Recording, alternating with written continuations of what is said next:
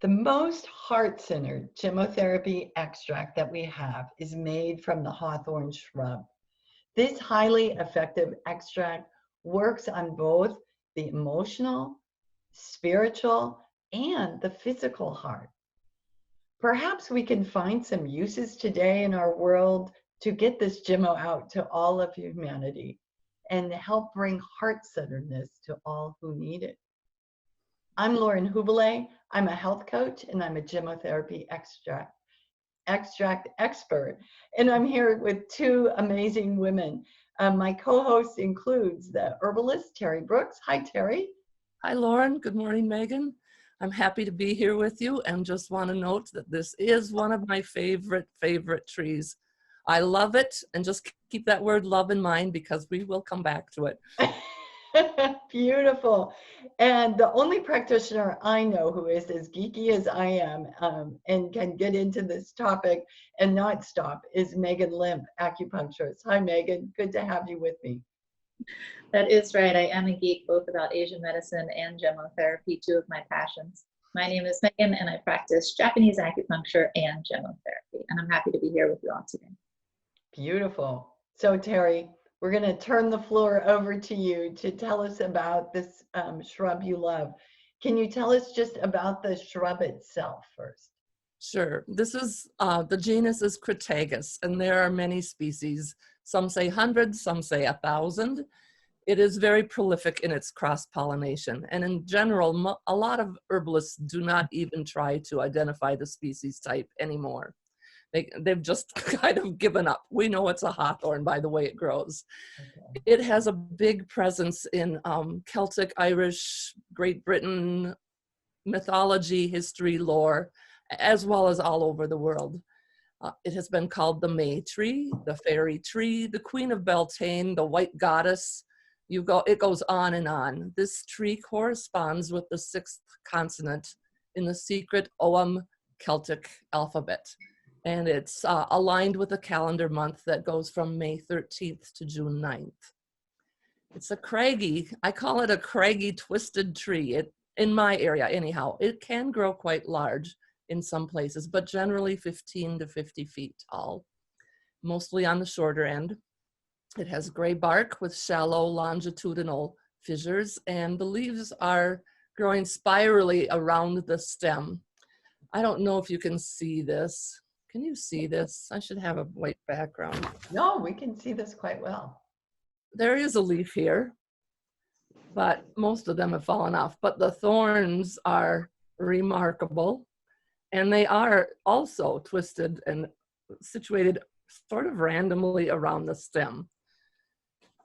Those thorns can be 1 to 4 inches long, and they are quite sharp. And I have read that there are some indications that there are various bacteria that can be quite dangerous if it punctures the skin. I have not had any experience with that, but I've been lucky, I think. It has brilliant white 5-petaled flowers, and they are brilliant. And the stamens are usually a bright pink, so they really stand out. Oftentimes, I don't know where this plant is until I catch it in bloom, or at the end of the season, when many leaves have fallen off trees around it, and then you will see the red berries. So I usually am going out in May to see, okay, where's the hawthorn? Where's the hawthorn blooming? On the back of each flower, there are 5 green sepals in the shape of a star, and that is said to have some religious connotation in some cultures. At the peak of flowering, there's often a heavy musky smell, and some compare it to the smell of sex, and some compare it to the smell of death. So that plays into a lot of the mythology along with this plant. The fruits are very similar to rose hips because this is a plant in the same family as roses, raspberries, apples, and so on. They're a deep red in the fall and usually rather small and mealy in my area, though I've heard they can get as large as crab apples, some of the species. They have 1 to 5 very hard seeds inside. The term for them are pyrenes. This plant provides a lot of cover and sustenance for many, many animals, birds, and insects. Beautiful. It's quite a shelter. And, yes, it is. And, and larger animals can't get in with those thorns protecting them. Exactly. So what about folklore and historical uses? What have you discovered? Well, there's parts of Britain that are still very entrenched in spiritual, mystical beliefs about this plant. It's thought to be the gateway to the other world, a tree of enchantment under protection of the fairies. If you sit under a tree at Beltane, that's in spring, you are likely to be whisked underground to the fairy world. And fairies are not what we think of like Tinkerbell. Fairies in this kind of culture are rather rude, tricksters, sometimes very mean, in fact, causing problems. Even today, there's still the belief in Ireland that if you fell a hawthorn tree, there will be very bad luck upon you. They, even when constructing roads, there's often disagreements between engineers and planners about where to put this road, and they will route it around a hawthorn tree, especially if it's a single tree, because those are said to have even more magic. No one's willing to cut them down. They say that the DeLorean car company was building a factory, I believe it was in the 1980s, early 80s, in Northern Ireland, and again, much disagreement whether they should actually cut this tree down. It was cut down, the factory was built, and immediately they began to have financial problems. And of course, that just plays into the myth. So this tree still, it has been known to guard wells and springs, so sources of water, and still does across much of Great Britain. It's associated with the goddesses of love, sexuality, fertility, and reproduction. And throughout many cultures, you can name the goddesses: Flora, Olwen, Hymen, the Virgin Mary, in fact. The hawthorn tree seems to be the tree most representative of the struggles of the Christian church against the pagan beliefs and celebrations. They often would co-opt a lot of nature practices from pagan or other religious cultures to make them more suitable to Christian beliefs and take the power away from that pagan belief and celebrations. So this tree, they think that this is a legend. Who knows, because it's so far back in history, but it has been said that there was one single hawthorn in Glastonbury, England. And Glastonbury has a lot of myths surrounding it, both with the Christian church and with King Arthur and Merlin and Guinevere and all of that. This tree was, again, co-opted. They said it was grown there because Joseph of Arimathea, who was carrying Christ's body, made his way to England, and when he struck his thorn rod in the ground, a tree immediately sprouted and began to bloom. It also blooms at the usual time in spring, and they say it still does. Now, Oliver Cromwell, throughout history, he and his Puritan gang, I can call them that now, nobody's gonna get me for that, but they also thought, even though they had co-opted this and put this very nice Christian story around it, he still felt it was a danger to his belief system, and he had it cut down again. But he had no idea that that tree was so important to the local culture that many hundreds of shoots and many pieces of it had already been cultured and planted elsewhere. So they believe there's still a piece of that original tree growing in England. Deeply entwined in the politics, the religion, the agriculture, and literature of Europe, and thousands of years of Chinese culture as well. It's been a source of wealth and inspiration, but also the cause of a lot of misery.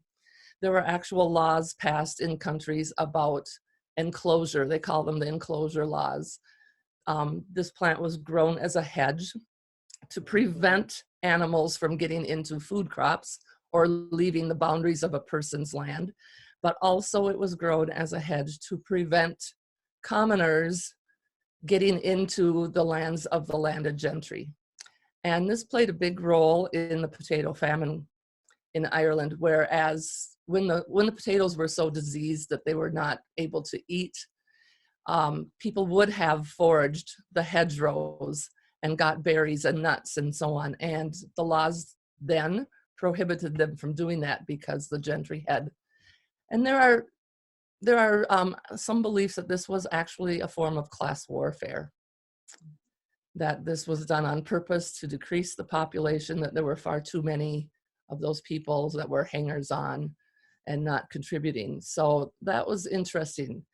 I mentioned that this was called the Mayflower Tree, and they believe that many ships named Mayflower often had a picture of this flower carved on the stern of the boat. I thought it was interesting to note, I read a really great book, which I'll recommend at the end. In World War II, our armies had a very difficult time in areas such as Normandy because there were so many hedgerows planted thousands of years ago that were not taken into account when we invaded. And as a result, our troops would be trying to crash through these impenetrable barriers, some of which were also blackthorn. And once they got through, then they were confined in a box sort of situation. So the Germans could use that to their benefit. These hedges were also planted all over the world. George Washington and Thomas Jefferson were famous for trying to build up these hedges. They didn't always succeed with this particular plant, but they wanted also to keep their sheep, their cattle from ruining their crop fields. And Native Americans, of course, have used it for leaves, berries, every part of the plant for food and medicine. They also used for fish hooks, voodoo dolls, sewing awls, hunting bows, fasteners. You can probably see some of those Vikings with these big long thorns. Right. Posing their garments, for example. Wow. Wow, Teri. That's a wealth of information. Amazing. So what about the medicinal qualities of this shrub? We know through historical records that at least since the 1st century in Greek medicine, hawthorn has been used for a heart tonic. Also in Chinese history, Native American, European, Ayurvedic, it goes on and on. It's been the subject of hundreds of studies which have shown it increases exercise tolerance, it strengthens the heart muscle, supports a normal rhythm of the heart, it supports coronary blood flow, it normalizes blood pressure, it decreases blood lipids, and it specifically targets the flow of the left ascending coronary artery, which is often where you're going to end up having some difficulties and probably a surgery. It's also seen as energy medicine for the heart through many, many cultures. This supports the power of love, the love which lifts grief and heals heartache. Thus, it supports the nervous system. These thorns are a reminder to be awake and to be attentive, to hold your own healthy boundaries and space while you keep your heart open. I use a lot of this plant. Aside from making my own gemmotherapy from it, I make it into tinctures and teas and cordials, and it has been of great benefit, both the gemmotherapy and the herbal products. Beautiful. Teri, thank you for sharing all that with us. So when we look at hawthorn as a gemmotherapy extract, we need to keep in mind the difference between the use of it as an extract. Particularly, it's a good time to remind you, we have so many of these trees and shrubs that have been used throughout history as an extract, part of that plant. But when we're using the buds and we're using the meristem cells and all the growth material, we get an entirely different action, and we get all the benefits that the plant has to offer. And so when we think of hawthorn gemmotherapy, we realize that its primary action is as a harmonizer for the heart. It's a harmonizer for the heart, the circulatory system, and in that it normalizes blood pressure and heart rhythm. Hawthorn gemmotherapy actually takes care of and is effective at harmonizing 4 out of 5 of the heart's functions. It improves 2, and then it reduces 2. So the 2 it improves are the contraction of the heart, making it more effective, and then the conduction speed of the heart. So those are both improved by the use of Hawthorne. It, on the other hand, reduces the rate of electrical impulses to the heart, as well as the rate of contraction. So we get this very strong harmonizing effect, bringing things into balance with the heart. The secondary effect, however, for Hawthorne is a harmonizer for all actions of the sympathetic nervous system. So it helps them be effective, but rather than being a tonic, it harmonizes them and helps either speed up or slow down whatever is needed in that particular individual. Hawthorne also has been found to inhibit the enzyme that breaks down and destroys dopamine. And so it is very helpful in protecting dopamine levels in individuals. When we're putting it into practice, those that should consider Hawthorne would be adult male or female. We don't tend to use this for children, and we don't have a lot of research regarding that. So when I'm saying adult, I would say teen and above. Anyone with heart-related symptoms, anyone with autonomic nervous system related symptoms related to the heart, so like racing heart, anxious heart, that pain in your heart from heartache, it becomes a real physical pain. Hawthorne can soften that. And then those with specific anxiety that arises between 7 to 9 p.m. I found Hawthorne in microdoses to be a beautiful resolution to that. In microdoses as well, it harmonizes the autonomic nervous system, particularly at resolving anxious palpitations, symptoms of grief, and improving sleep. And really, one drop of Hawthorne in these cases can be next to miraculous. In chronic cases, it is so effective in working with the heart. We need to bear caution if anyone is on heart medications. So this is something that where a physician who is prescribing those medications would need to be aware, and that person is monitored in conjunction with taking the medications, because often the medications are no longer necessary. It's helpful in cases of hypertension, mild arrhythmia, physical responses to anxiety and panic, stress from excessive physical exercises, and thyroid-induced symptoms involving the heart. So that's quite a bit that extract takes care of, all involving the heart and the nervous system. So Maegan, how does this look through the Asian medicine lens to you? Yes, there's quite a bit of overlap and quite a bit of difference. I think that Hawthorne as a heart, both organ and energetic opener and softener, is just exactly how I see this. It's important, though, that we differentiate the way that Western allopathic medicine and Chinese medicine each look at the heart. There's some overlap, but it's quite a different understanding. Modern Western medicine focuses on the anatomical structure of the heart and then the mechanics of that organ. And traditional Chinese or Japanese medicine has references in their literature in the early classics to the heart as early as 200 or 300 BC. But the focus is quite different. The focus is really on the functions of governing blood and the vessels.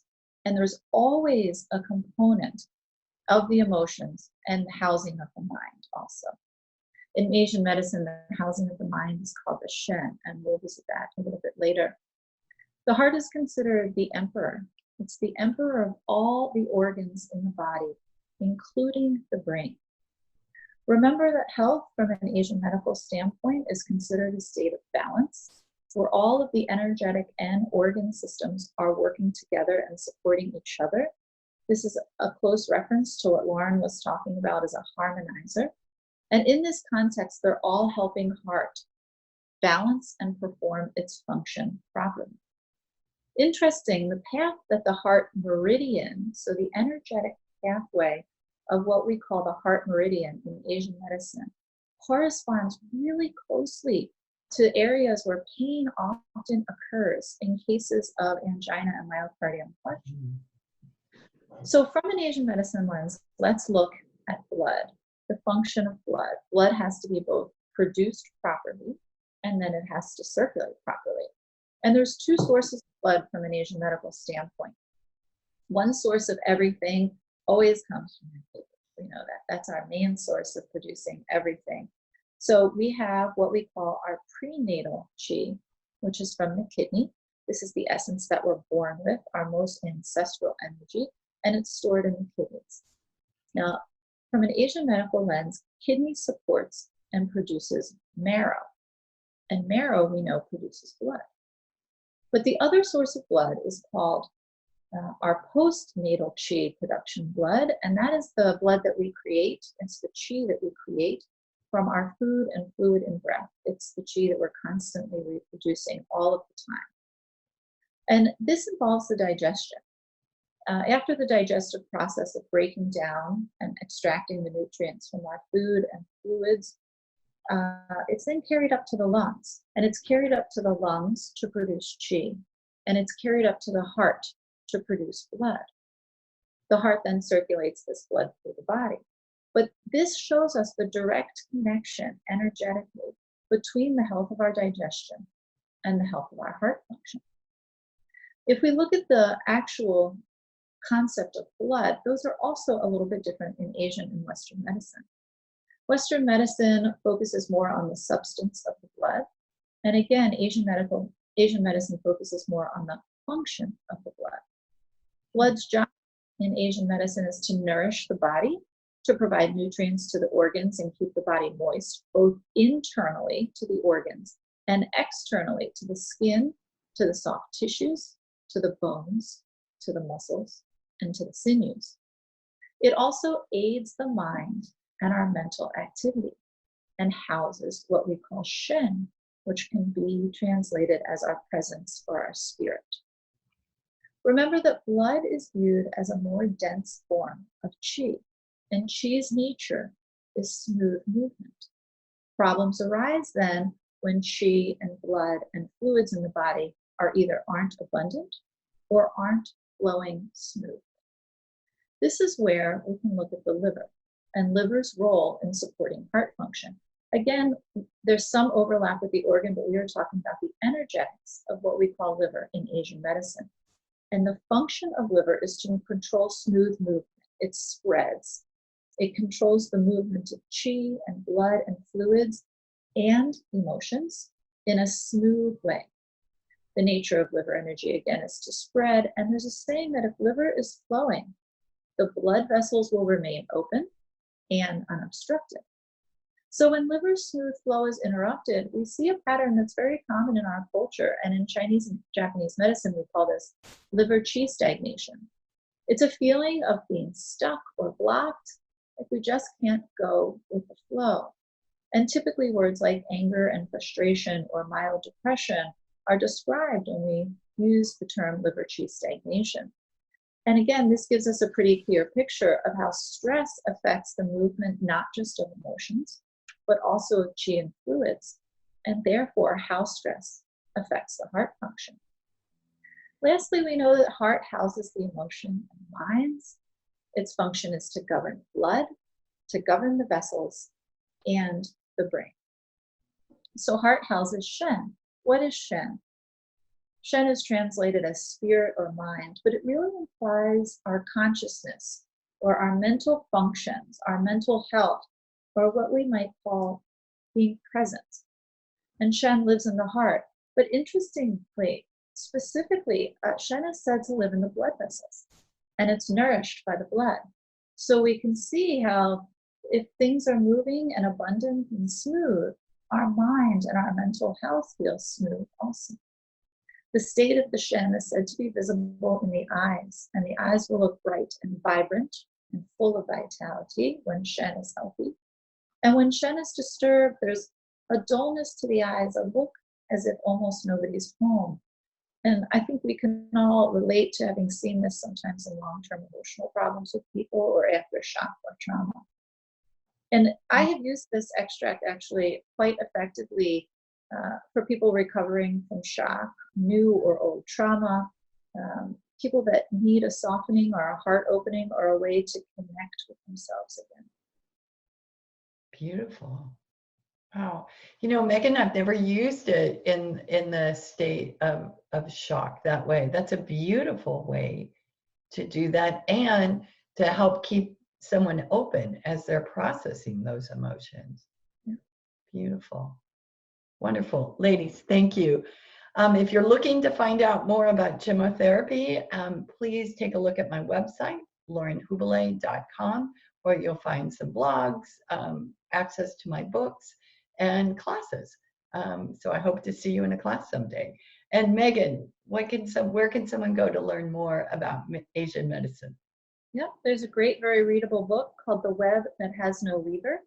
And if you're interested in finding out about my practice for Asian medicine or Gemmotherapy from an Asian lens, feel free to visit my website at acupuncturist.com. Beautiful. And Teri? Well, I have a great book to recommend. This is called Hawthorne, the Tree That Has Nourished, Healed, and Inspired Through the Ages by Bill Vaughan. It is a phenomenal look at in-depth about this plant and how much it has